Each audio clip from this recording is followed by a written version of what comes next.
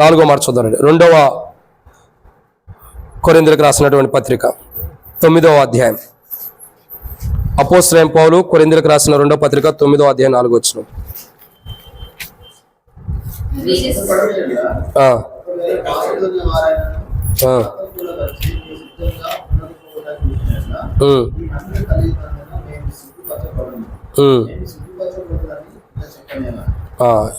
అపోస్తలుడైన పౌలు కొరింథీయులకు రాసిన 2వ పత్రిక 9వ అధ్యాయం 4వ వచనంలో, మీరు సిద్ధపడని ఎడల ఒకవేళ మాసిదోనియ వారైనను నాతో కూడా వచ్చి మీరు సిద్ధముగా ఉండకపోవట చూచిన ఎడల ఈ నమ్మిక కలిగి ఉన్నందున మేము సిగ్గుపరచబడదము, మీరును సిగ్గుపరచబడుదురని ఇక చెప్పనేలా. పౌలు అనేక పర్యాయంలో చెప్తున్నటువంటి మాట కొరింథీలో ఉన్న ప్రజలకు కానీ ఆయా ప్రాంతాల్లో ఉన్న ప్రజలతో పౌలు అంటున్నాడు ఏమని? సిద్ధపడి ఉండని ఎడల. సిద్ధపడి ఉండని ఎడలంటే మాదిరికరమైన జీవితం, విశ్వాస జీవితంలో సిద్ధపడి ఉండాలి. పౌలు అదే అంటాడు. మీరు ఒకవేళ వాళ్ళ ఎదుట చూడండి, మీరు వచ్చి మీరు సిద్ధంగా ఉండకపోవడం చూచిన ఎడల, నాతో కూడా వచ్చి మీరు సిద్ధంగా ఉండకపోవడం చూచిన ఎడల ఈ నమ్మిక కలిగి ఉన్నందుకు మేము సిగ్గుపరచబడదు. అంటే ఎందుకు అంటున్నాడు? విశ్వాస జీవితంలో విశ్వాసులకు మాదిరికరంగా సిద్ధపడమని పౌలు అంటున్నాడు. ఏమంటున్నాడు? అనేక పర్యాయంలో కూడా ఈ మాట రాయబడుతూ వచ్చింది, విశ్వాసులకు మాదిరికరంగా. ఇంకా తిమోతితో కూడా ప్రభు చెబుతూ వస్తాడు. అపోస్తలుడైన పౌలు తిమోతికి రాస్తూ అంటాడు, పారిపో, ఎక్కడి నుండి నువ్వు వెళ్ళిపో, సిద్ధపడాలి. మాదిరికరమైన క్రైస్తవ జీవితం అవసరం. ఈరోజు మనం అర్థం చేసుకున్న 4వ మాట ఏంటంటే అర్థం చేసుకోవాల్సింది, ఇలా ఉంటే మనకు మేలు. ఎలా? మాదిరికరమైన క్రైస్తవ జీవితం, విశ్వాసులకు మాదిరికరమైన. ఎవరికి? విశ్వాసులకి. చూడండి, ఒక మనుషుడికి మాదిరికరంగా మనం ఉండవసరంలా, ఒక మనుషుడికి మాదిరికరంగా మనం జీవించవసరంలా. మనం ఎవరికి మాదిరికరంగా ఉండాలా? విశ్వాసులకి మాదిరికరంగా ఉండాలంట. విశ్వాసులకి మాదిరికరంగా. ఎవరైతే విశ్వాసులకి మాదిరికరంగా ఉండటానికి సిద్ధపడతారో అటువంటి వారి జీవితం మేలే. ఎందుకంటే వారు దేవుని రాజ్యంలోకి ప్రవేశించేవారు ఉంటారు. విశ్వాసులకు మాదిరికరమైన కోణం మనకు అవసరం, మనకి అవసరం. విశ్వాసులు ఎలా ఉంటారు అని అంటే, బైబిల్లో రాయబడిన మాట ఏంటంటే అనేక కోణాలు ఉంటారు. విశ్వాసం తగ్గిన వారు ఎలా ఉంటారంటే, మనిషి కుమారుడు భూమి మీదకి వచ్చినప్పుడు విశ్వాసం కనుగొన్నా అంటే విశ్వాసులకే మాదిరికరంగా ఉండాలంటే మనం ఎలా ఉండాలా? విశ్వాసంలో విశ్వాసాన్ని అధిగమించుకుని ఉండాలి. విశ్వాసులకు మాదిరికరంగా ఉండాలంటే ఎలా ఉండాలా? విశ్వాస జీవితంలోనే విశ్వాసాన్ని పెంపార చేసుకుని ఉండాలి. విశ్వాసం కనుగొన్నా అంటే అర్థం ఏంటి? విశ్వాసంలో విశ్వాసం ఉండదని అర్థం. విశ్వాసంలో విశ్వాసం లేని విశ్వాసకి మనం మాదిరికరంగా ఉండాలంటే మనలో విశ్వాసం అధికమైనదిగా ఉండాలి. అందుకే బైబిల్లో ఒక మాట ఉంది, ఏమైనా ఉంది? మొదట నీ కంట్లో ఉన్న దూలాన్ని తీసుకుని ఎదుటి వ్యక్తి కంట్లో ఉన్న నడుసుని మనం చూడాలా, తీయాలి. అంటే విశ్వాసిగా ఎదుటి వ్యక్తికి మాదిరికరంగా మనం సిద్ధపడలేనప్పుడు, సిద్ధపాటు కలిగిన క్రైస్తవ జీవితం మనకు లేనప్పుడు, మనం పలానా వ్యక్తి సిద్ధపడతలేదన్నా, పలానా వ్యక్తి సిద్ధపడలేదు, పలానా అక్క పలానా అన్న సిద్ధపడలేదని మనం ఎలా చెప్పగలుగుతాం? అవకాశమే లేదు. ఎందుకంటే ఇక్కడ దూలం మన కంట్లో ఉంది, అది మనల్ని గుర్చుకుంటుంది, మనం చూడకోకుండా ఆపేస్తుంది. ఒక చిన్న చుక్కడం ఒకటి కంటికి వస్తేనే మనకు కన్ను కనపడినప్పుడు దూలం ఉందంట కంటిలో. ప్రభువే మాట్లాడుతూ వస్తున్నాడు, ఆ దూలాన్ని తీసేసుకోమంటున్నాడు. అది ఎలా ఉంటుంది తెలుసా? దూలము మనము సిద్ధపడకోకుండా ఎదుటి వ్యక్తిని అంటాం మనం, నువ్వు సిద్ధపడలేదు, నీకు సిద్ధపడలేదని. నువ్వు సిద్ధపడవు దేవుని రాజ్యానికి. అన్న పలానా అక్క సిద్ధపడదు, పలానా అన్న సిద్ధపడని మనం చెబుతూ వస్తాం. అసలు మన కంట్లో ఉన్న దూలం ఎక్కడ పోయింది? అది మనకు కనబడదు. అందుకే దాని గురించి కూడా ప్రభువు మాట్లాడాడు, వారి యొక్క మనోనేత్రాలు, ఈ లోక సంబంధమైన దేవత వారి యొక్క మనోనేత్రాలు ముయ్యబడి ఉందని రాయబడుతూ వచ్చింది. మన కంట్లో ఉన్న దూలం మనకు కనబడకోకుండా ఈ లోక సంబంధమైన దేవత మన మనోనేత్రాలు ముయ్యబడింది, మూసేస్తూ వచ్చింది. కాబట్టి మనమెంత విశ్వాసులు మాదిరికరంగా లేమన్నది మనకు కనబడకోకుండా చేస్తుంది. ఈరోజు ప్రభు రాకడ కొరకై విశ్వాసులకు మాదిరికరంగా ఉండేవారు సంఘంగా సిద్ధపడేవారు ఎత్తబడతారు, వారికి బహుమానాలు ఉన్నాయి. కాబట్టి వెచ్చగానే ఉండిన మేలు అన్నాడంటే ప్రభు రాకడ కొరకు నువ్వు సిద్ధపడేలా మేలు. సిద్ధపడేవారు ఎలా ఉంటారంటే దేవుని సేవలో కనబడడానికి సిద్ధపడతారు, 2 ప్రభువుల పని నడుచుకోవడానికి సిద్ధపడతారు, 3వదిగా హృదయాన్ని సిద్ధపరచుకుంటారు, 4వదిగా చూసినట్లయితే ఏమని రాయబడుతూ వచ్చింది? విశ్వాసులకు మాదిరికరంగా సిద్ధపడి ఉంటారు. తనలో బలహీనత పెట్టుకుని ఎదుటి వ్యక్తిని విమర్శించడు, తనలో ఉన్న ఆ విశ్వాస జీవితంలో లోపాన్ని పెట్టుకుని ఎదుటి వ్యక్తిలో విశ్వాసం లేదని విమర్శించే అవకాశం లేదు. ప్రభు స్పష్టంగా చెబుతూ వస్తున్నాడు, దూలము, ఆ దూలాన్ని సరి చేసుకు, ఆ దూలమే విశ్వాస జీవితంలో మాదిరికరంగా లేకుండా అడ్డగిస్తుంది. ఆ దూలం అదేంటంటే, నేను విశ్వాసిని, నేను మాదిరికరంగా ఉండాను, నేను అనేకులకి మాదిరికరంగా ఉండాను అని మనలో మనకే అనిపించింది. అదే దూలం. కానీ ఏ రోజు మనం అలా అతిశయించకూడదు. ఏ రోజు కూడా అది నీవైనా నేనైనా ఎవరైనా సరే అతిశయించడానికి అవకాశం లేదు. ఎందుకు? అది క్రీస్తులోనే మనం అతిశయించాలి. ప్రియులారా, అక్కడ రాయబడిన మాట ఏంటంటే విశ్వాసులకు మాదిరికరంగా సిద్ధపడాలి. పౌలు అంటాడు, ఒకవేళ మీరు అలా సిద్ధపడకపోతే ఏమంటున్నాడు అక్కడ? రండి, అపోస్తలుడైన పౌలు కొరింథీయులకు రాసిన 2వ పత్రిక 9వ అధ్యాయం 4వ వచనం. మీరు సిద్ధపడిన ఎడల, ఒకవేళ మాంసదేవుని వారైనను నాతో కూడా వచ్చి మీరు సిద్ధంగా ఉండకపోవట చూచిన ఎడల ఈ నమ్మిక కలిగి ఉన్నందుకు మేము సిగ్గుపరచబడదము. ఇప్పుడు అర్థమవుతుందండి. విశ్వాసులకు మాదిరికరంగా సిద్ధపడకపోతే ఏం జరుగుతుంది? ఒక దినాన సిగ్గుపడాల్సిన సమయం రాబోతుంది. ఒక దినమున సిగ్గుపడేటటువంటి సమయం రాబోతుందంట. ఆ దినము రాకమునిపే, ఆ రోజు మనం సిగ్గుపడక మునిపే, ఈ రోజు మనకు మాదిరికరమైన జీవితం ఏది లేదు, దాని విషయమే మనం సిగ్గుపడి ప్రభు దగ్గరికి రావటం మంచిది. ప్రభు వాళ్ళ దగ్గరికి వచ్చి, ప్రభు వాళ్ళని సమీపించి ప్రభు దగ్గరికి వచ్చి, ప్రభా నేను ఇలా లేను, ఇలా మాదిరికరంగా నా మటుకు నేను అడుగుతా, మీ మటుకు మీరైనా సరే మేము ఇలా లేం ప్రభా, మమ్మల్ని సిద్ధపరచు. విశ్వాసులకు మాదిరికరంగా నేను సిద్ధపడాలి. అయితే నాలో దూలాలు ఉన్నాయి, ఒక దూలంగా చాలా దూలం ఉన్నాయి. ఆ దూలమును తీసే నీ రక్తం ధర కడుగు, నీ రక్తం ధర పవిత్రపరచు ప్రభా. ఈ రోజు నేను విశ్వాసులకు మాదిరికరంగా సిద్ధపడే క్రైస్తవ జీవితాన్ని ఆరంభిస్తున్నా. ఇప్పటి వరకు అది లేదు, ఈ రోజు నుంచి ఆరంభించే జీవితం నాకు ఇవ్వు. అట్టి ఆరంభపూర్వకమైన క్రైస్తవ జీవితం లవోదికీయకు లేదు. అందుకే ప్రభు మాట్లాడుతున్నాను, అట్టి ఆరంభకరమైన క్రైస్తవ జీవితం లవోదికీయకు లేదు, విశ్వాసులకు మాదిరికరంగా లేదు. అసలు వాళ్ళు ఎలా ఉండరు తెలుసా? రండి, ప్రకటన గ్రంథం 3వ అధ్యాయం. అసలు లవోదికీయ వారు ఎలా ఉండరు చూడండి. ప్రకటన గ్రంథం 3వ అధ్యాయం. వీళ్ళు మాదిరికరంగా ఉండే కంటే కూడా దేంట్లో ఉండరు చూడండి. ఏమంటాడు చూడండి, దేవుని యొక్క వాక్యం చూసినట్లయితే 17వ వచనం, ప్రకటన గ్రంథం 3వ అధ్యాయం 17వ వచనం. నీవు దౌర్భాగ్యుడును బా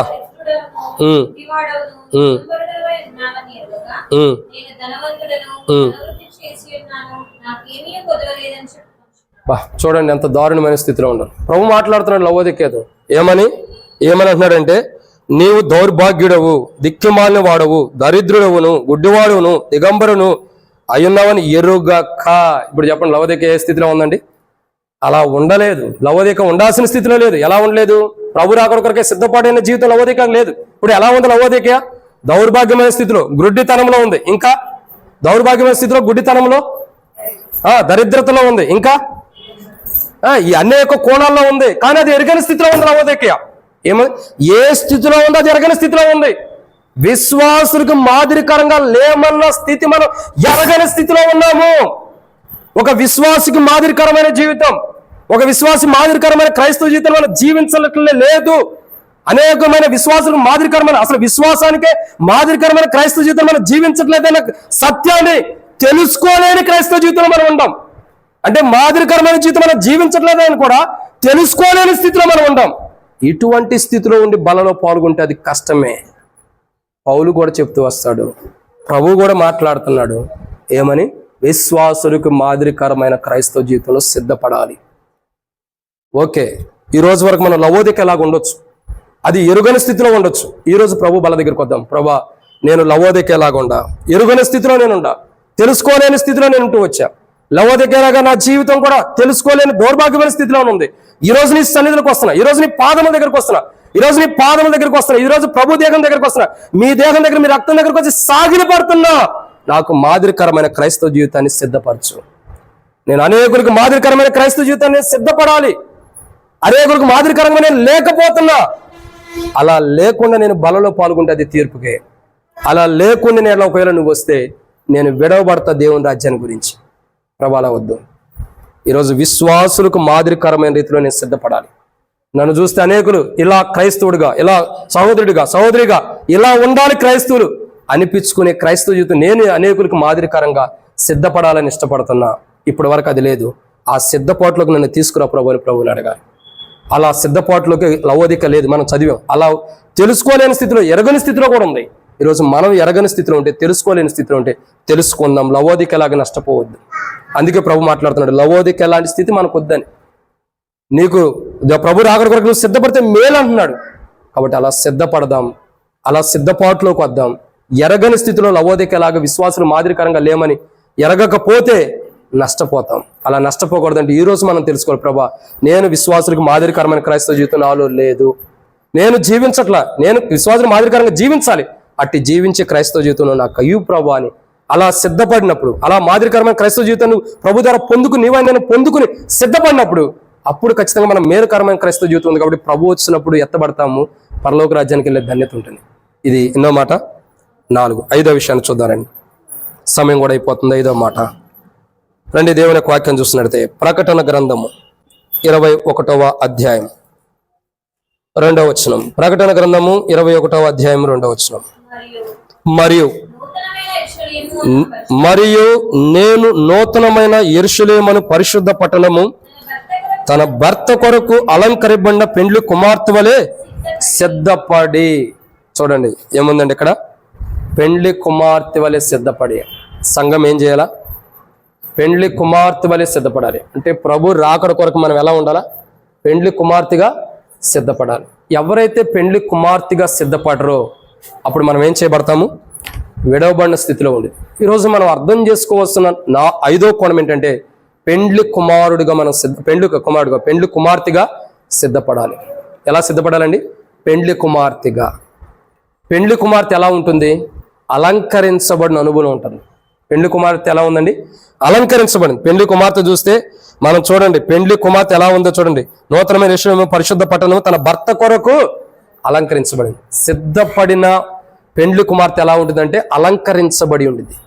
ఎలా అలంకరించబడుతుంది? నీతి అని వస్త్రముతో, రక్షణ వస్త్రముతో, సన్నపు నార వస్త్రములతో, శ్రేష్టకరమైన విధానములో, ప్రతి శ్రేష్టకరమైనటువంటి విధానంలో సిద్ధపడి ఉండేది, అలంకరించబడి ఉండేది పెండ్లి కుమార్తె. అసలు ఒక సత్యం ఏంటంటే, మనమే పెండ్లి కుమార్తె. అర్థమవుతుందండి? ఇంకా చెప్పమంటారు పెండ్లి కుమార్తె అంటే ఎవరు? మనం అనేదానికంటే కూడా ఇంకా చెప్పమంటారా? ఎత్తబడిన సంఘము. మొదట్లో చెప్పా, సంఘం ఎత్తబడుతుంది. ఎత్తబడిన తర్వాత సంఘం ఏం చేస్తుంది? పరలోక రాజ్యానికి వెళ్ళేది కొంత ఉంటే, కొంత నరకానికి వెళ్ళిపోయే వాళ్ళు ఉంటారు. విశ్వాసులైన, రక్షణ మారుమూస బాప్తిసం పొందిన, కాపాడుకునే క్రైస్తవ జీవితం సిద్ధపాటు లేని వాళ్ళు ఎక్కడికి వెళ్తున్నారు? అశ్రద్ధ కలిగిన వాళ్ళు నరకానికి వెళ్తారు. అసలు నిజమైన పెండ్లి కుమార్తె ఎవరంటే, మొదటే చెప్తూ వచ్చా, కొన్ని రోజుల క్రితం, కొన్ని 2 సంవత్సరాల క్రితం కూడా చెప్తూ వచ్చా. ఏంటంటే సంఘము పెండ్లి కుమార్తె. లేదా 1.5 సంవత్సరం క్రితం కూడా చెప్పా. ఎప్పుడు చెప్పాను తెలుసా? ఎప్పుడు చెప్పాను గుర్తుందా మీ అందరికీ? ఆ కష్టం లే, పోయిన వారం వర్తమానమే కష్టం. ఎప్పుడు చెప్పానంటే, ఒక రాజు తన కుమారుడు పెండ్లి విందుకి అనేక మందిని పిలవమన్నాడు. పెండ్లి విందు కొరకు, పెండ్లి కుమారుడు కొరకు విందు సిద్ధపరచబడిన విందు కొరకు అనేకుని పిలవమన్నాడు. కానీ పిలవబడిన వారు ఎవరు రాలా. అప్పుడు చెప్పబడుతూ వచ్చింది వర్తమానంలో ఈ మాట. ఏమని చెప్పండి? ఏమని? పెద్దగా చెప్పండి. చెప్పండి, అర్థం చేసుకోండి. నాకే మతి మార్పు ఉందంటే మీకు ఇంకా ఎక్కువ వస్తుంది. నాకు 4 నెలల నుండి మతి మార్పు ఎక్కువైపోయింది, బాగా అసలు మర్చిపోతున్నా. మీరు కూడా మర్చిపోదు. కానీ అర్థం చేసుకోండి, అలంకరించబడటంలో సిద్ధపాటు. పెండ్లి కుమార్తె సిద్ధపడుతుంది. అనేక కోణాల్లో పెండ్లి కుమార్తె తన భర్త కొరకు సిద్ధపడుతుంది. అయితే చాలామంది సిద్ధపాటు లేని వాళ్ళు ఉన్నారు. కానీ మనం సిద్ధపడాలి. ఆ రోజు ఆయన పిలిచాడు, అనేక మంది రాలా. పిలువబడిన వారు అనేకులు, ఏర్పరచబడిన వారు కొందరు. ఏర్పరచబడిన వారు మాత్రమే పెండ్లి విందులో ప్రవేశించారు. గొర్రెపిల్ల భార్య సిద్ధపడాలి. మనం ఎవరమంటే గొర్రెపిల్ల భార్యగా సిద్ధపరచబడుతున్నాం. ఎవరు గొర్రెపిల్ల భార్య అంటే? ఎత్తబడిన సంఘంలో నుండి ఒక కోణం నరకానికి వెళ్తే మరొక కోణం పరలోక రాజ్యానికి వెళ్ళడానికి సిద్ధపడింది. ఆ పరలోక రాజ్యానికి వెళ్ళేదే గొర్రెపిల్ల భార్య. ఇంకా అర్థమయ్యే రీతిలో చెప్పమంటారా? ఓ బాబు వచ్చిందే, ఇప్పుడు అప్పుడే మీటింగ్ పెట్టారా? కదకొని కూర్చోండి. గొర్రెపిల్ల భార్య, నాకు అసలుగా మతిమరుపు ఉంది, చెప్పింది మర్చిపోతాను, మళ్ళీ మీరు డిస్టర్బ్ చేయదు. కాబట్టి గొర్రెపిల్ల భార్య, నా కోసం ప్రార్థన చేయండి మతిమరుపు పోవటానికి. గొర్రెపిల్ల భార్య అంటే మనం అర్థం చేసుకోండి, ఆమె యొక్క జీవిత చరిత్ర ఏం జరుగుతుందంటే, ఇక్కడ 100 మంది ఉండ, అందరూ కూడా వధువు కాదు. మీరు మరలా జీవితాన్ని అర్థం చేసుకోండి. సంఘం అంతా కూడా వధువు కాదు, సంఘం అంతా కూడా పెండ్లి కుమార్తె కాదు. సంఘములో నుండి పెండ్లి కుమార్తె బయటకు వచ్చింది. ఎవరు వస్తున్నారండి? సంఘములో నుండి పెండ్లి కుమార్తె బయటకు వచ్చింది. సంఘం అంతా కూడా పెండ్లి కుమార్తె కాదు. అర్థం చేసుకోండి, మరలా చెబుతున్నా. ఒకవేళ ఎవరైనా బోధించేటప్పుడు మనం అందరం పెండ్లి కుమార్తె అన్నా అది తప్పుడు బోధే.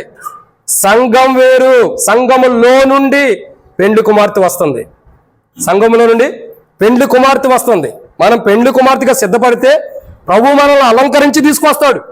మనం పెండ్లి కుమార్తె అంటే ఎవరు? ఇప్పుడు చెబుతా, అర్థం చేసుకోండి.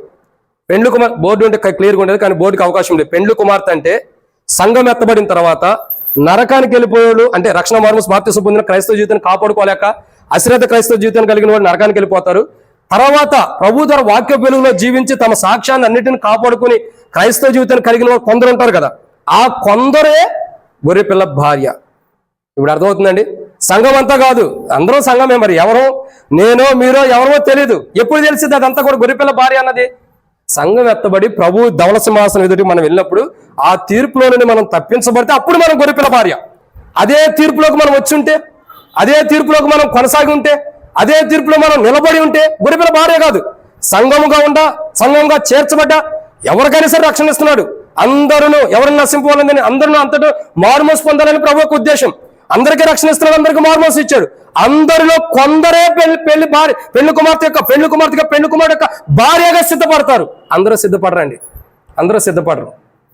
కొందరే, ఆ కొందరే నిజమైన పెళ్లి కుమార్తె నిజమైన పెళ్లి కుమారుని యొక్క భార్య. ఈ రోజు మనం ఎలా ఉండాలంటే, ఈ సంఘముగా మనం చేయబడ్డదానికంటే కూడా సంఘములో నుండి పెళ్లి కుమార్తె వస్తుంది. ఆ పెళ్లి కుమార్తెగా ఉండటం కొరకు మనం ఇక్కడ సిద్ధపడాలి. సంఘముగా కూడటం అనేది ప్రాముఖ్యత కాదు. యేసు ప్రభు దగ్గర యేసు ప్రభు వారు అద్భుతాలు చేసేటప్పుడు ఎంతమంది సమూహం రాలా, ఎంతమంది రాలా చూడండి. ఆయన కొండ మీద ఉన్నాడు, కొండ మీద ఉన్నప్పుడు ప్రసంగిస్తున్నప్పుడు ఎంతమంది ఆయన చుట్టూ లేరు? ఆయన దగ్గరికి ఎంతమంది రాలా? కానీ ఇద్దరు వ్యక్తుల దగ్గరే, ఒక వ్యక్తి దగ్గర ఏముంది? అక్కడ ఇద్దరు వ్యక్తులు ఉంచాడు, వారి దగ్గర ఏముంది? 5 రొట్టెలు 2 చేపలు ఉన్నాయి. వాళ్ళు మాత్రమే భార్య. వాళ్ళు సిద్ధపడినటువంటి అనుభవం వాళ్ళదే ఉంది. మిగతా వాళ్ళందరూ అనుభవం లేరు, కానీ వాళ్ళు కూడా పంచిపెట్టబడేది వచ్చింది. ఎందుకు చెప్తున్నామంటే, గొర్రె పిల్ల భార్యగా సిద్ధపడాలి. సంఘముగా మనం రక్షించబడ్డం, మార్మోసు పొందాం, ఎల్షద్దై మందిరంలో చేర్చబడ్డామంటే సంతోషపడొద్దు. దీంతోనే మనం పరలోక రాజ్యానికి వెళ్ళలేం. నేను రక్షణ పొందాను, మార్మోసు పొందాను, బాప్తిసం పొందాను, నేను మంచి క్రైస్తవుని, మంచి ఆత్మీయుని, మంచి విశ్వాసిని, నాకు అన్ని తలాంతులు ఉన్నాయి, మంచి క్రైస్తవ జీవితం జీవిస్తున్నాను అనుకుంటే పొరపాటు. పరలోక రాజ్యానికి వెళ్ళాలంటే, దేవుని రాజ్యానికి వెళ్ళాలంటే, పెళ్లి కుమారుని యొక్క భార్యగా సిద్ధపడాలంటే సంఘముగా చేపట్టం కాదు, సంఘములో నుండి వధువుని ప్రభు తీయబోతున్నాడు ఒక దినమున. అది ఎప్పుడు జరుగుతుందంటే, సంఘం ఎత్తబడినప్పుడే, ధవళ సింహాసనం ఎదుట ఉన్నప్పుడే సంఘములో నుండి వధువు బయటకు వస్తుంది. అట్టి వధువుగా మనం బయటికి రావాలి. సంఘముగా ఎత్తబడటం ప్రాముఖ్యత కాదు, సంఘములో నుండి వధువుగా బయటికి రావాలి. అలా బయటికి రావాలంటే వధువుగా మనం ఇక్కడ సిద్ధపడాలి. అలా బయటికి రావాలంటే వధువుగా మనం సిద్ధపడాలి. వధువు అంటే ఎవరు? పెండ్లి కుమారుని యొక్క భార్య. పెండ్లి కుమార్తెగా సిద్ధపడిన వారే ఒకరోజు ప్రభు రాకడలో ఎదుర్కోగలుగుతున్నారు. ఆ పెండ్లి కుమార్తె యొక్క అనుభవం లవోదికయకు లేదు. పెండ్లి కుమార్తెగా సిద్ధపడే అనుభవం లవోదికయకు లేదు. లవోదికయ పెండ్లి కుమార్తెగా సిద్ధపడలేకపోతుంది. చాలా ప్రయత్నం చేసినా అవకాశం లేదు. ఎందుకంటే అసలు ఎరుగట్లేదు. మనం చూస్తూ వచ్చిన 17వ వచనం చూసినట్టే ప్రకటన 3:17 ఏముంది? అవి ఎరుగని స్థితిలో ఉందంట లవోదికయ. అంటే పెండ్లి కుమార్తెగా ఎలా సిద్ధపడాలో కూడా, సిద్ధపాటు ఎలా అవ్వాలో కూడా ఎరుగని స్థితిలో లవోదికయ ఉంది. అందుకే లవోదికతో మాట్లాడుతున్నాడు, నువ్వు పెండ్లి కుమార్తెగా సిద్ధపడి ఉండే అలా మేలు. అలా లేదు లవోదికయ. ఈరోజు మనతో అదే మాట్లాడుతున్నాడు. పెండ్లి కుమార్తెగా మీరు సిద్ధపడండి. సంఘముగా చేరేము, ఏదో మనం కొంతమందిగా సమకూరుతున్నాం, ప్రభుని ఆరాధిస్తున్నాం అని సంతోషించొద్దు. వధువుగా మనం సిద్ధపడాలి. ఆ వధువుగా ఎలా అవుతామంటే, భార్య భర్త పిల్లలతో వధువుగా అవ్వలేం, మనం కుటుంబంగా వధువుగా అవ్వలేం. సింగిల్గానే మనం వధువుగా చేయబడతాం.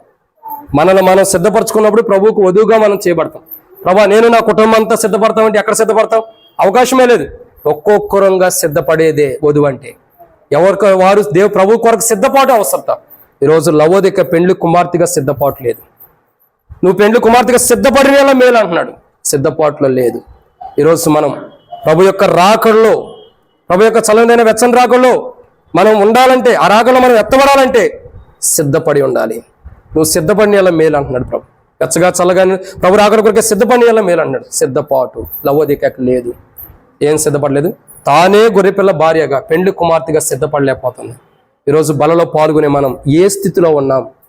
ఇంకా సంఘములోనే ఉన్నామా? వధువుగా సిద్ధపడుతున్నామా? సంఘములో మనం ఉండాం, కానీ వధువుగా సిద్ధపడాలి. వధువు అంటే తనను తాను పరిపూర్ణంగా ప్రభువుకు సమర్పించుకునేది. ఏం చేసేది? తనను తానే పరిపూర్ణంగా ప్రభువుకి సమర్పించుకునేది. ప్రభువుకి తనను తాను బలియాగంగా అర్పించుకునేది. ప్రభా ఇక జీవించేదే నేను కాదు, ఇక జీవించేది నేను కాదు, నాలో నువ్వే. అదే నిజమైన వధువు. వధువు అంటే ఎవరంటే, క్రీస్తు తనలో ఎవరినైతే నివసిస్తున్నాడో పరిపూర్ణంగా నివసించడం అంటే అట్టేడు కాదు, పరిపూర్ణంగా ఎవరిలో నివసిస్తున్నారో వాళ్లే వధువు, వాళ్లే పెండ్లి కుమార్తె. ఈరోజు మనలో క్రీస్తు పరిపూర్ణంగా నివసిస్తే హృదయం అనే తలుపు దగ్గర ఉండ తలుపు తీయమని ప్రభు మనతో మాట్లాడవసరం. ఎందుకంటే మన హృదయం ఆల్రెడీ ప్రభు ఉన్నప్పుడు ఇంకా ప్రభు కొరకు మనం తలుపు తెరిచేదేముంది? తలుపు ముయ్యబడి ఉందంటే అర్థం ఏంటంటే పెండ్లి కుమార్తెగా మనం లేము, పెండ్లి కుమార్తెగా మనం సిద్ధపడతల్లా, పెండ్లి కుమార్తెగా సిద్ధపడిన అనుభవం మనలో లేదు. సో సిద్ధపడాలి పెండ్లి కుమార్తెగా. ఇది 5వ మాట. ఇక 6వ విషయాన్ని చూద్దానండి. 6వ మాటను చూసినట్టయితే రండి దేవుని యొక్క వాక్యం చూసినట్టు ఎస్తేరు గ్రంథము 6వ మాటను చూస్తాం. 3వ అధ్యాయం 14వ వచనం. ఎస్తేరు గ్రంథం 3వ అధ్యాయం 14వ వచనం. మరియు ఒకానొక దినం 14వ వచనము. ఎస్తేరు గ్రంథం 3వ అధ్యాయం 14వ వచనం చదవండి. మరియు ఒకానొక దినము కొరకు దినమునకు వారు సిద్ధపడవాలని ఏం రాయబడుతూ వచ్చిందండి? ఒకానొక దినం ఉంది. ఆ దినము మరణముతో కూడినటువంటి దినం, యూదులకు కూడా నష్టం వచ్చేటటువంటి దినం ఉంది. కానీ ఇక్కడ ఏం చేయాలి? వాళ్ళు సిద్ధపడాలి. ఇక్కడ చెప్పే కూడా మనం అర్థం చేసుకున్నట్లయితే ఒక కోణంలో మనం సిద్ధపడాల్సిన అవసరం మనకుంది. ఒకానొక దినము కొరకు మనం సిద్ధపడాలి. కానీ లవోదికయ ఒకానొక దినము కొరకు అంటే ఒక రోజు ప్రభు రాబోతున్నాడు. దాన్నే అంటాడు మత్తయి సువార్త 24:44 అంటాడు, మీరు అనుకోనని గడియ. ఆ ఒకానొక దినం ఏంటంటే మనం అనుకోనని గడియ. ఆ రోజు ఆ దినము కొరకు సిద్ధపాటు లేదు ప్రజల్లో. ఆ రోజు కొరకు ఏం లేదు? సిద్ధపాటు లేదు. ఒక రోజు రాబోతుంది, ఒక దినము రాబోతుంది, ఒక గడియ ప్రవేశించబోతుంది. ఒక అనుకోని రీతిలో ఇదిగో పెండ్లి కుమారుడు అనేటువంటి ఒక దినము, ఆ దినము రాబోతుంది. ఆ దినము కొరకు మనం ఏం చేయాలా? సిద్ధపడాలంట. ఆ రోజు కొరకు మనం సిద్ధపడాలి.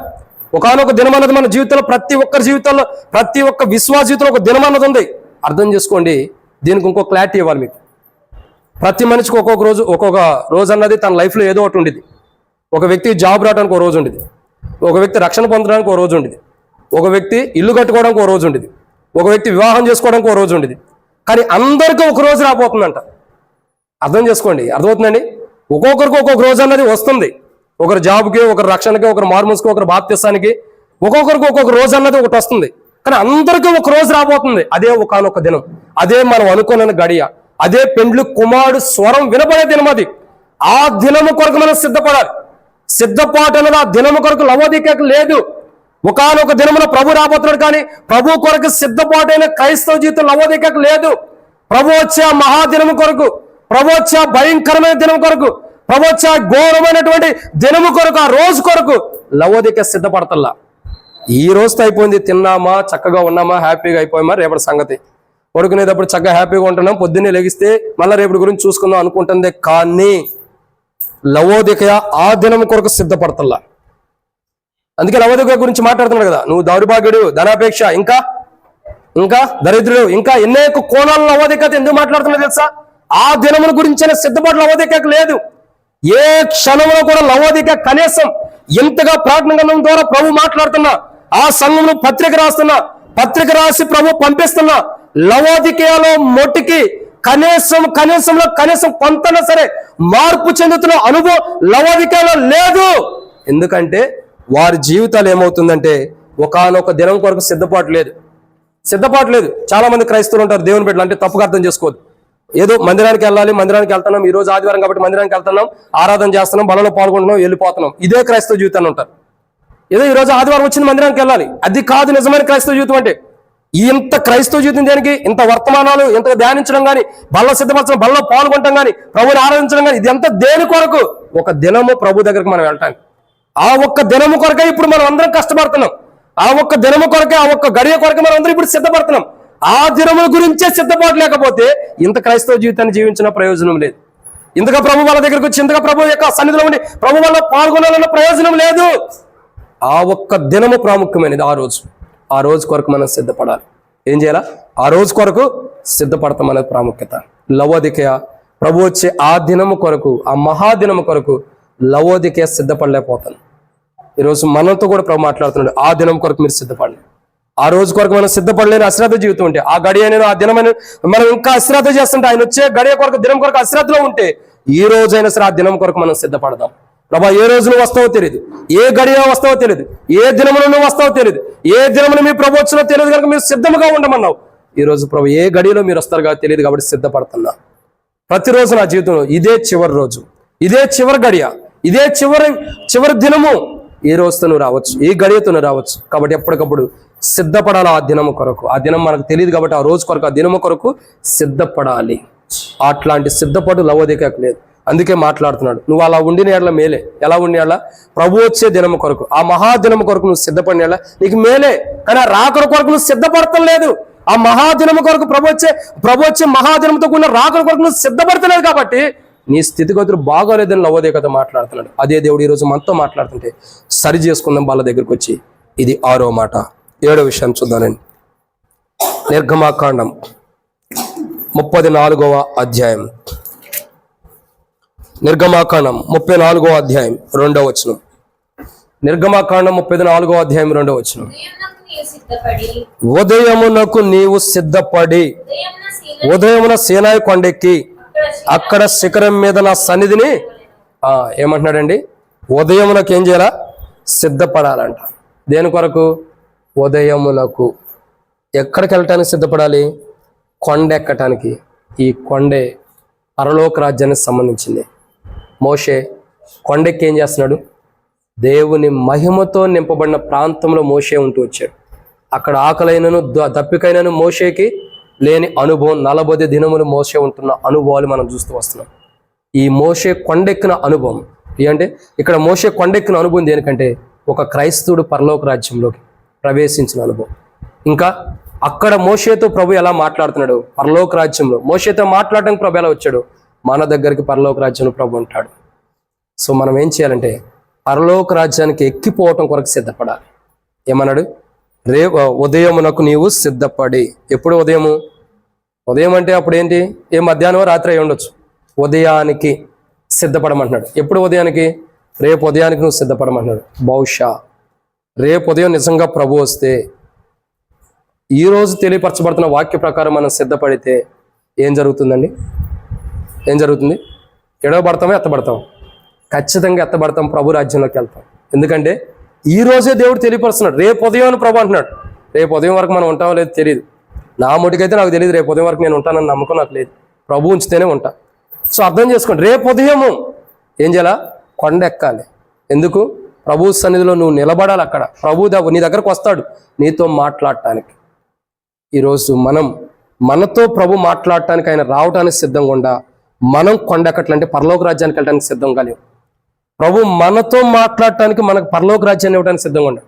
అసలు ఆ కొండను సిద్ధపరిచింది ఎవరు? ఆ కొండ సిద్ధపరిచింది ఎవరు? ప్రభువే. మోషే కొరకు, మోషే ఎక్కడానికి ఆ కొండను సిద్ధపరిచింది ప్రభువే కదా. కొండ మీదకి దిగి వస్తుంది ఎవరు? ప్రభువే కదా. మోషేతో మాట్లాడుతుంది ఎవరు? ప్రభువే కదా. మనం సంఘముగా మనం ఏం చేయాలా? ఓన్లీ సిద్ధపడాలి అంతే. సిద్ధపడితే ప్రభు మన దగ్గరికి వచ్చి మాట్లాడతాడు, మనతో వస్తాడు, మనకు కావాల్సిన సిద్ధపరుస్తాడు. ఈరోజు సంఘం ఏం చేయాలంటే దేవుని రాజ్యం కొరకు సిద్ధపడాలి. కానీ లవోదిక సిద్ధపాటు లేదు.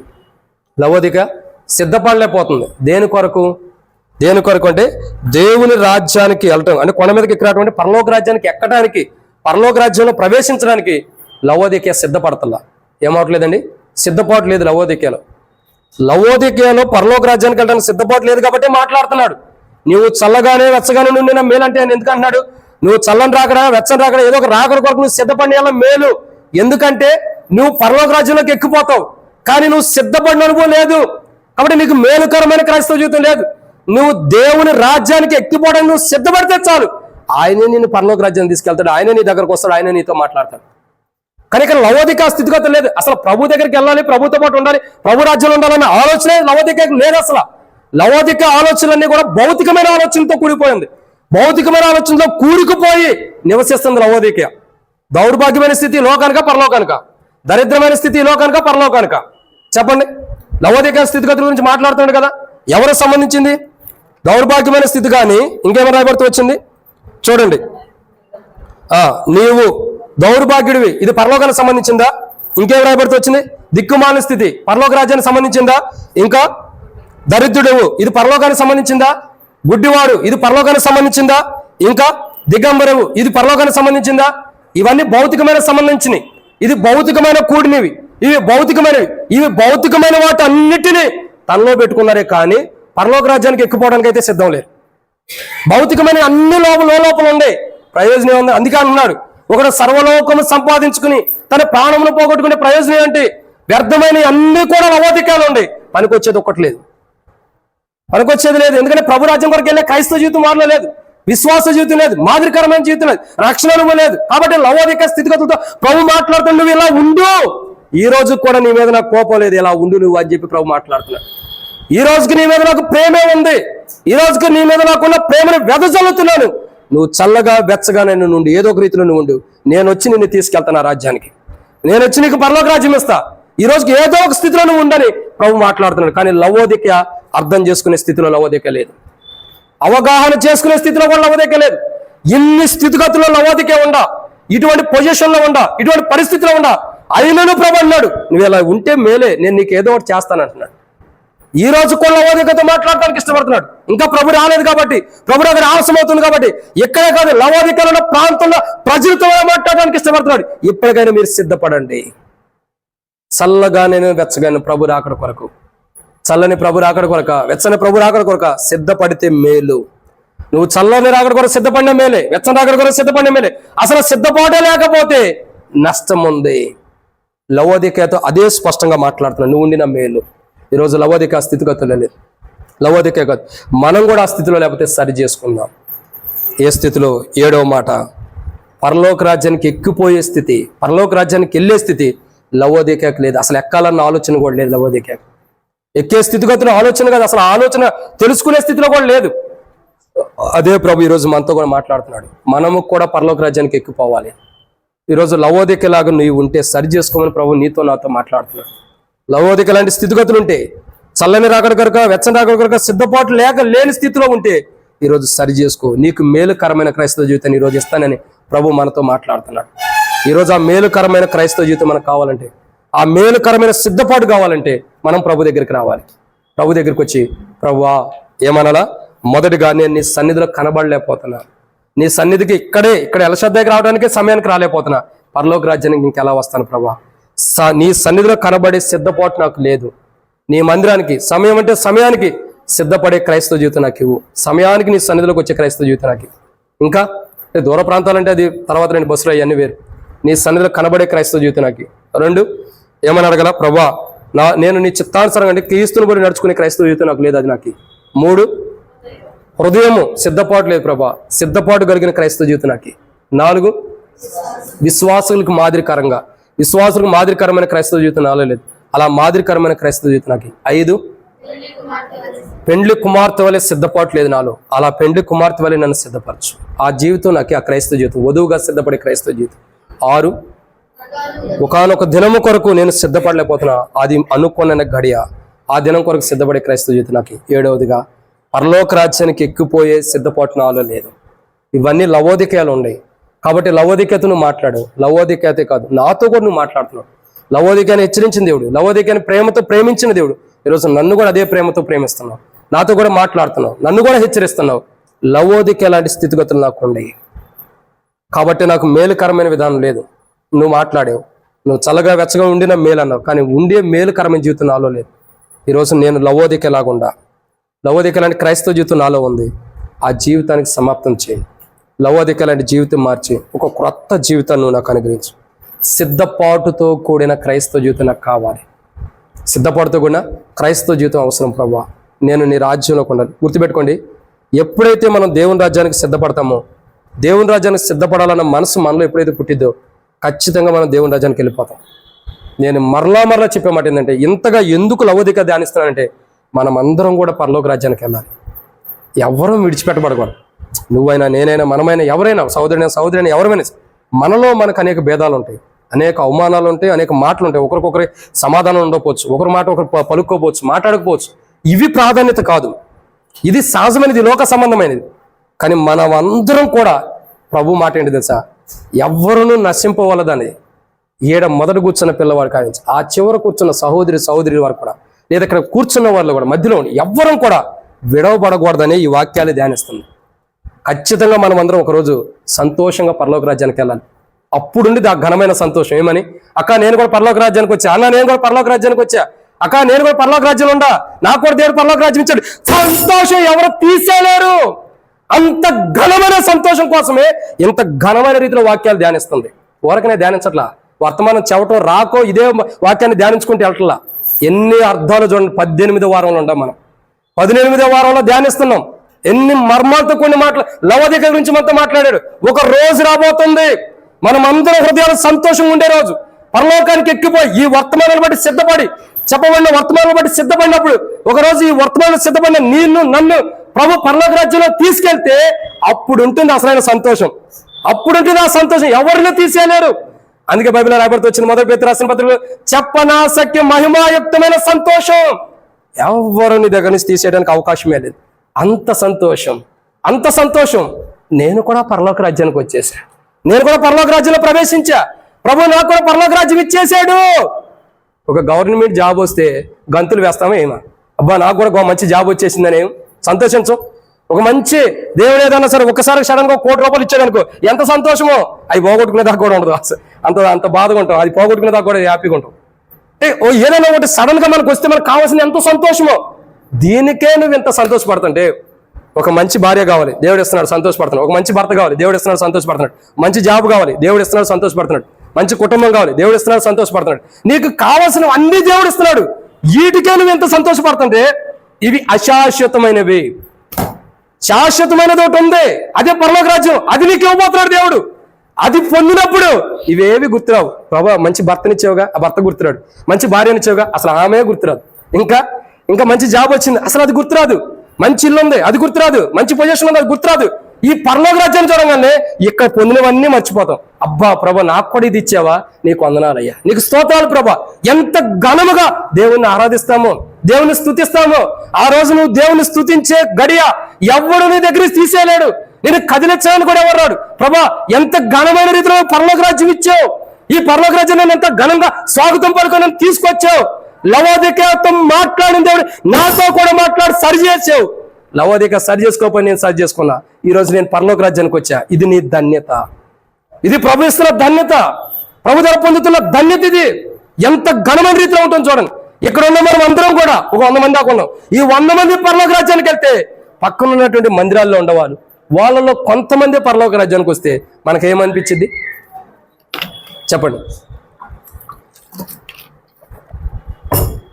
బాధ కాదు, సంతోషం ఉండేది.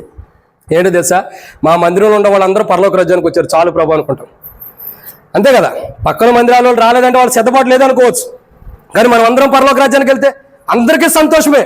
ప్రభా మా వాళ్ళు ఎవరు కూడా, పిల్లలు కానించి పెద్దల వరకే, సండే స్కూల్ పిల్లలు కానించి పెద్దవారు వృద్ధుల వరకు ఎవరు నశించిపోకుండా అందరూ పరలోక రాజ్యానికి వచ్చారు. నీకు వందనాలు ప్రభా. ఆ గడియ కావాలి, ఆ రోజు ప్రభుకు కావాలి, అటువంటి స్థితి ప్రభుకు కావాలి. అలా కావాలంటే ఏం చేయాలా? చిన్న పిల్లవారు కానించి లాస్ట్ కూర్చున్న వారి వరకు కూడా అందరూ సరి చేసుకోవాలి. ఎందుకు? సిద్ధపాటు కొరకు. మరలా గుర్తుపెట్టుకొని, ఒక దినం రాబోతుంది, ఒక రోజు రాబోతుంది, అద్భుతమైన రోజు. అది నీ జీవితంలో ఉన్న దుఃఖం, బాధ, వేదన, కష్టాలు, కన్నీరు, అవమానాలు, నిందలు సమస్తం కూడా తీసేసే ఒక రోజు రాబోతుంది. సంతోషించే దినం అది. ఆ రోజు నువ్వు పడిన కష్టాలనే పోతాయి. నీ బాధలు, నీ దుఃఖాలు, నువ్వు కుటుంబం కోసం, నీ కోసం, నీ బంధువుల కోసం నువ్వు పడ్డ ప్రయాసం అంతా కూడా పోయి, ఆ బాధలని పోయి సంతోషించే మహాదినం ఒకటి రాబోతుంది. దాని కొరకు మనం సిద్ధపడాలి. అదే ప్రభు రాకడ. ఆ ప్రభు రాకడ ఎట్లా ఉంటుంది? 2 విషయాలు ఈ మాట చెప్పి ముగించేస్తున్నా, సమయం అయిపోయింది. 2 కోణాలు ఉంటుంది ప్రభు రాకడ. ఎన్ని కోణాలు? 2 కోణాలు. మొదటి రాకడ ఎక్కడ వస్తున్నాడు? రెండో రాకడలో మొదటి రాకడ మధ్య ఆకాశానికి, రెండో రాకడ భూమి మీదకి. రెండో రాకడలో మొదటి రాకడలో ఎవరు ఉంటున్నారు? సంఘం ఉంటుంది. రెండో రాకడలో ఎవరు ఉంటున్నారు? ఇదే చెప్పలేరు మీరు, ఇంత వాక్యం చెప్పినా వేస్టే. యేసుక్రీస్తు ప్రభు రెండో రాకడలో మొదటి రాకడ మధ్యాకాశానికి వస్తున్నాడు. మధ్యాకాశానికి వచ్చే రాకడలో సంఘం ఉంటుంది. అక్కడ యేసు ప్రభు వారి రెండో రాకడ అంటే భూమి మీద కాలు పెట్టినప్పుడు భార్య ఉంటుంది, వధువు ఉంటుంది. ఆయనతో పాటు ఆమె కూడా దిగి వస్తుంది ఒలివల కొండ మీదకి. అర్థమవుతుందండి? ఇప్పుడు మరలా అడగమంటారా? యేసు ప్రభు రెండో రాకడలో మొదటి రాకడ ఎక్కడ వస్తుంది? మధ్యాకాశానికి వచ్చినప్పుడు ఎవరు వస్తున్నారు? అక్కడికి సంఘం వస్తుంది. యేసు ప్రభు రెండో రాకడలో ఎవరు ఉంటున్నారు?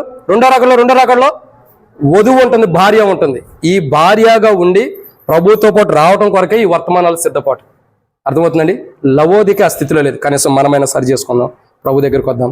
ఒక దినం ప్రభు ఇస్తున్నాడు కాబట్టి ఆ మహాదినం కొరకు, ఆ మహాగడియ కొరకై సిద్ధపడదాం. ప్రభా ఈరోజు నాకు నువ్వు తెలియపరిచిన కోణంలో, ఈరోజు నువ్వు నాకు తెలియపరిచిన కోణంలో నేను నీ రాజ్యం కొరకు సిద్ధపడుతున్నా. నాలో భేదాభిప్రాయాలు ఉండొచ్చు, నాలో అసమాధానం ఉండొచ్చు, లేదా తోటి విశ్వాసులతో లేదంటే అనేక మంది వారితో అసమాధానం ఉండొచ్చు. ఈరోజు అదంతా పోగొట్టుకుంటున్నా నీ రాజ్యం కొరకు. ఒక దినం రాబోతుంది, ఆ గడియ కొరకు నేను వచ్చా, ఆ సంతోషకరమైన దినం కొరకు నేను వచ్చా. బాబు కూర్చోండి, అయిపోయింది, తొందరగానే ముచ్చేసి ఈరోజు కూర్చోండి. ఆ మహాదినం కొరకు నేను వచ్చా. ప్రభా, ఒకరోజు నేను ఎత్తబడాలి, ఒకరోజు నేను ఉండాలి నీ రాజ్యంలో. ఎత్తబడటమే కాదు, భార్యగా నేను ఉండాలి. అట్టి స్థితిగతులు నాకు అనుగ్రహించు. ఆ స్థితిలో నేను లేను ప్రభా, నన్ను సిద్ధపరచని ప్రార్థన చేసుకుందాం. ప్రార్థన, పిల్లలు కలిగిన వారు బయటికి తీసుకెళ్ళండి పిల్లల్ని.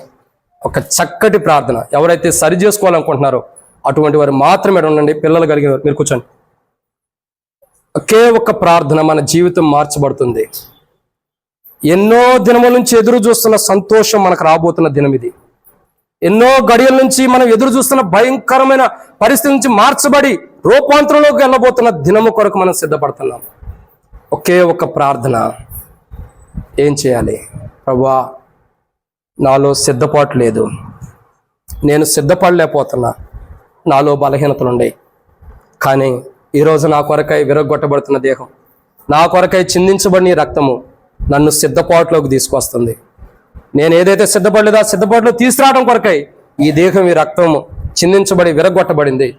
ప్రభా, మీ బల్ల దగ్గరికి, మీ దేహంలో సమీపించక మునుపు, ఆ దేహంలో ప్రవేశించక మునుపు, ఆ దేహాన్ని భుజించక మునుపు, ఆ పానంలో ప్రభుని తాగక మునుపు నీ దగ్గరకు వస్తున్నా.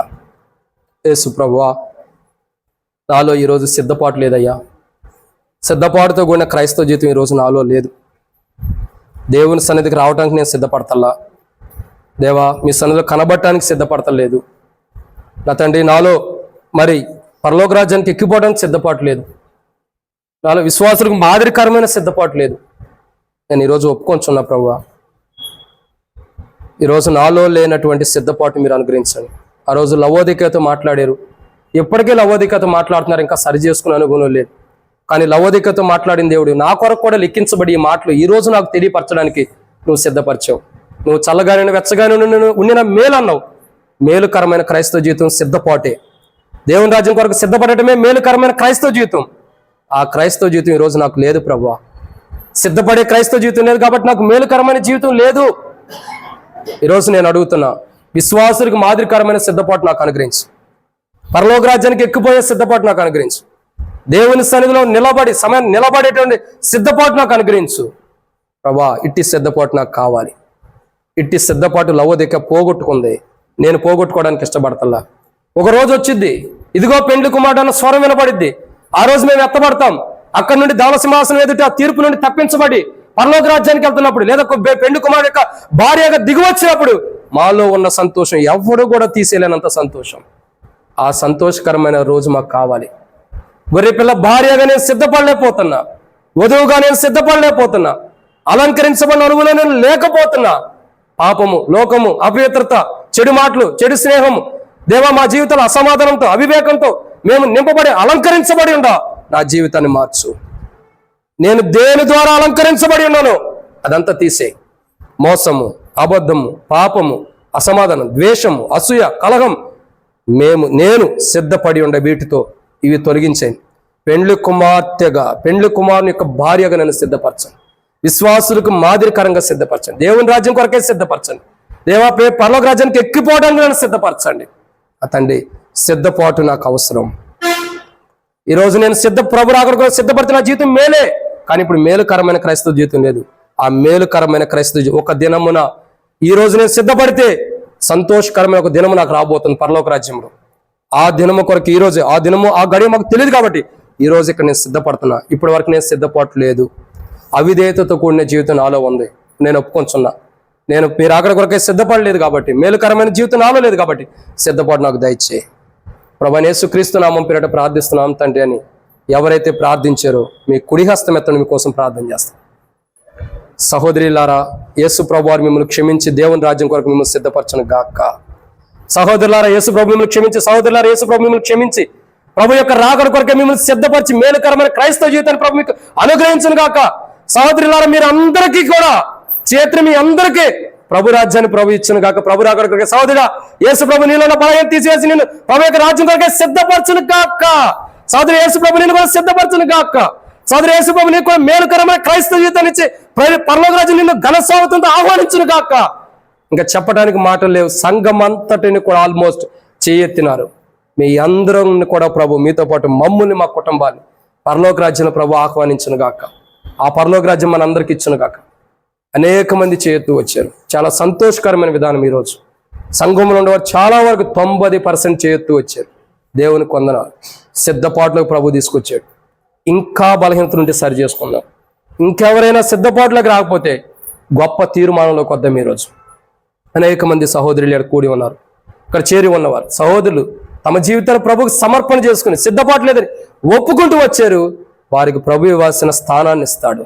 అది ఈరోజు కనబడదు. ఒక దినమున పరలోక రాజ్యానికి వెళ్ళినప్పుడు వాళ్ళ సంతోషంలో కనబడిది ఆ స్థానం.